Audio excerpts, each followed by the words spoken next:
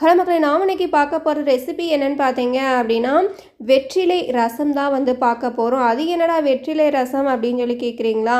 So குழந்தைங்களோ பெரியவங்களோ இந்த செரிமான பிரச்சனை, அது மட்டும் இல்லாமல் சளி, இருமல் அந்த மாதிரி பலவிதமான பிரச்சனைகளுக்கு வந்துட்டு ஒரு சூப்பரான அருமருந்து தான் வந்துட்டு வெற்றிலை ரசம். நார்மலாகவே நம்ம ரசம் சாப்பிடும் பொழுது நல்லா வந்து டைஜஸ்ட் ஆகும். அதே மாதிரி அது கூட வெற்றிலை சேர்க்கும் பொழுது இன்னும் பாருங்கள் எந்த அளவுக்கு வந்துட்டு அதில் பெனிஃபிட்ஸ் இருக்குது அப்படிங்கிறது இங்கே நிறைய பேருக்கு தெரியும். நார்மலாகவே குழந்தைங்க வந்துட்டு செமிக்கலை, வயிறெல்லாம் உப்பி இருக்குது அப்படின்னாலே வந்து பார்த்திங்க அப்படின்னா வெற்றிலையுடைய சாறை வந்துட்டு சாறு எடுத்து குழந்தைங்களுக்கு வந்து ஊற்றி விடுவாங்க. சின்ன பச்சை குழந்தைங்கள்லேருந்து எல்லாருக்குமே வந்து கொடுப்பாங்க. அதே மாதிரி நம்மளுக்கே வயிறு கொஞ்சம் பொறுமலாக இருந்துச்சு அப்படின்னா 2 வெற்றிலை வந்துட்டு பச்சையாக மென்று சாப்பிட்டாலே வந்து ஆட்டோமேட்டிக்காக கொஞ்சம் நேரத்துலேயே இம்ப்ரூவ்மெண்ட் இருக்கும். ஸோ அதில் வந்து எப்படி வந்து ரசம் ரெடி பண்ணுறது அப்படிங்கிறத இன்றைக்கி வீடியோவில் பார்த்துலாம். ஒரு 3 தக்காளி பழம் வந்துட்டு பெரிய சைஸ் எடுத்துருக்கேன். ஒரு பெரிய நெல்லிக்காய் சைஸ் வந்துட்டு நான் வந்து புளி எடுத்துக்கிறேன். இதை வந்து நல்லா கரைச்சி எடுத்துக்கலாம். ஸோ இதே டைமில் பார்த்தீங்க அப்படின்னா மிக்ஸி ஜார் வந்துட்டு நம்ம எடுத்து வச்சுட்டு அதில் தேவையான அரைக்கக்கூடிய பொருட்கள் வந்து எடுத்துக்கலாம்.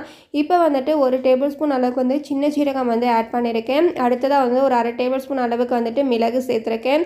ஒரு 5-6 பல் பூண்டு வந்துட்டு ஆட் பண்ணிக்கலாம். எங்களுக்கு வந்து ரொம்ப பொடி பூண்டு அப்படிங்கிறனால உங்களுக்கு வந்து 2 பல் பூண்டு வந்து அதிகமாக தெரியும்.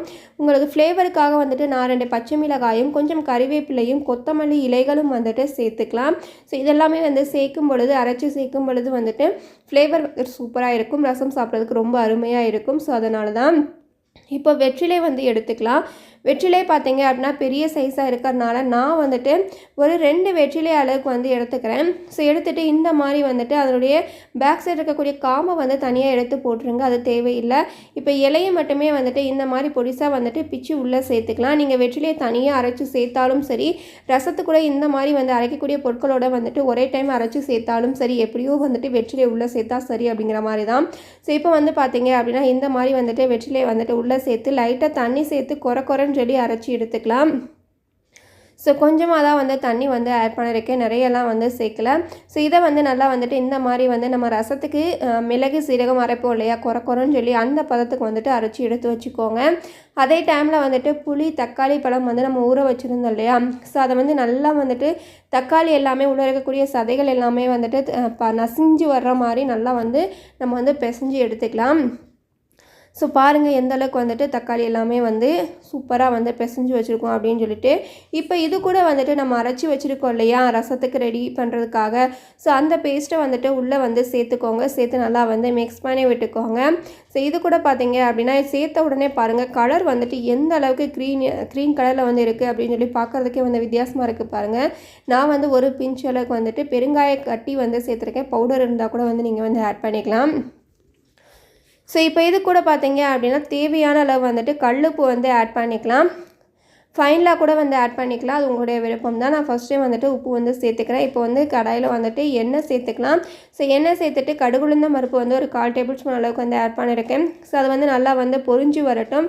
அது கூடயே வந்துட்டு 1/4 டேபிள் ஸ்பூனுக்கும் கொஞ்சம் கம்மியாக பார்த்தீங்க அப்படின்னா நீங்கள் வந்துட்டு இப்போ வெந்தயம் வந்து சேர்த்துக்கலாம். அதோடைய வாசனை வந்துட்டு ரசத்துக்கு சேர்க்கும் பொழுது ரொம்ப அருமையாக இருக்கும். அது பொரிஞ்சு வந்த உடனே வந்துட்டு காரம் தேவையான அளவு மிளகாய், சிவப்பு மிளகாய் வத்தலும், அடுத்த கொஞ்சம் கறிவேப்பிலையும் சேர்த்து நல்லா வந்து வதக்கிக்கோங்க. இப்போ வந்துட்டு நம்ம நல்லா வந்துட்டு மசிச்சு வச்சுருக்கோம் இல்லையா, ரசத்துக்கு ரெடி பண்ணி வச்சுருக்கோம் இல்லையா, அந்த தண்ணி எல்லாத்தையுமே வந்து உள்ளே சேர்த்துக்கலாம். இந்த தண்ணி வந்துட்டு அளவு கம்மியாக இருக்கிறதுனால புளிப்பாக இருக்கும். ஸோ அதனால் வந்துட்டு நான் வந்து இந்த பாத்திரத்தெல்லாம் எப்பவுமே ரசம் பண்ணுறதுனால எனக்கு வந்து அளவு தெரியும். ஸோ அதனால் வந்து தேவையான அளவு வந்து தண்ணி வந்து ஆட் பண்ணிவிட்டு இப்போ உப்பு வந்து கம்மியாக இருக்கிறதுனால கொஞ்சம் உப்பும் வந்து சேர்த்துக்கிறேன். சிலர் பார்த்தீங்க அப்படின்னா ரசம் வந்துட்டு கொதிக்க விட்டு இறக்குவாங்க. சிலர் வந்து முறக்கட்டும் இல்லையா அந்த ஸ்டேஜில் இறக்கிடுவாங்க. நாங்கள் வந்து கொதிக்க விட மாட்டோம், எப்போயுமே முறக்கட்டும் இல்லையா அந்த ஸ்டேஜ்லேயே வந்து இறக்கிடுவோம். ஸோ பாருங்கள் எந்த அளவுக்கு வந்துட்டு முறக்கட்டி வருது அப்படின்னு சொல்லிட்டு. ஸோ இந்த அளவுக்கு வந்துட்டு நல்லா வந்து முறக்கட்டி வரணும். உங்களுக்கு கொதிச்சதான் பிடிக்கும் அப்படின்னா நீங்கள் கொதிக்க விட்டு கூட உங்களுடைய விருப்பம். நாங்கள் வந்துட்டு கொதிக்க விட மாட்டோம் ரசத்தை. ஸோ இந்த அளவுக்கு வந்துட்டு முறக்கட்டி வரும் பொழுது நான் வந்து கொஞ்சம் கொத்தமல்லி இலைகளையும் வந்துட்டு அடுத்ததாக ஒரு வெற்றிலையும் வந்து இந்த மாதிரி பிச்சு அடுப்பை ஆஃப் பண்ணிவிட்டு உள்ளே சேர்த்துக்கலாம். ஸோ இந்த மாதிரி வந்துட்டு உள்ளே சேர்த்துட்டு இதை வந்து நல்லா வந்து மிக்ஸ் பண்ணி விட்டுக்கோங்க. அந்த ஹீட்லேயே வந்துட்டு இந்த வெற்றிலையும் வந்துட்டு கலர் வந்து சேஞ்ச் ஆக ஆரம்பிச்சிடும். ஸோ அடுப்பு ஆஃப் பண்ணிவிட்டு நீங்கள் உள்ளே போட்டு வந்து மிக்ஸ் பண்ணிக்கோங்க. இப்போ பாருங்கள் எந்த அளவுக்கு இருக்குது அப்படின்னு சொல்லிட்டு ரசம் வந்துட்டு சாதத்தில் போட்டு சாப்பிடும் பொழுது அவ்வளோ அருமையாக இருக்கும். குழந்தைங்களுக்கு வந்துட்டு ரொம்ப யூஸ்ஃபுல்லான ஒரு ரெசிபியும் கூட. கண்டிப்பாக வந்துட்டு மிஸ் பண்ணாமல் வந்து ட்ரை பண்ணி பாருங்கள். ஸோ இது போல் நிறைய வீடியோஸ் வந்து நம்முடைய சேனல் ரெகுலராக வந்து அப்லோட் பண்ணிகிட்ருக்கோம். தேவை அப்படின்னா வந்துட்டு செக் பண்ணி பாருங்கள். எல்லாமே வந்துட்டு கண்டிப்பாக உங்களுக்கு யூஸ்ஃபுல்லாக இருக்கும். இந்த வெற்றிலை ரசம் ரெசிபி உங்களுக்கு பிடிச்சிருக்கா என்ன அப்படிங்கிறத வந்து மறக்காமல் வந்து கமெண்ட் பண்ணுங்கள். ட்ரை பண்ணி பாருங்கள் மறக்காமல். இது போல் வீடியோஸ்க்கு வந்துட்டு சேனலை மறக்காமல் சப்ஸ்கிரைப் பண்ணி சப்போர்ட் பண்ணுங்கள். தேங்க்யூ ஃபார் வாட்சிங். நாளைக்கு வந்துட்டு நியூ வீடியோவோட சந்திக்கலாம். தேங்க்யூ.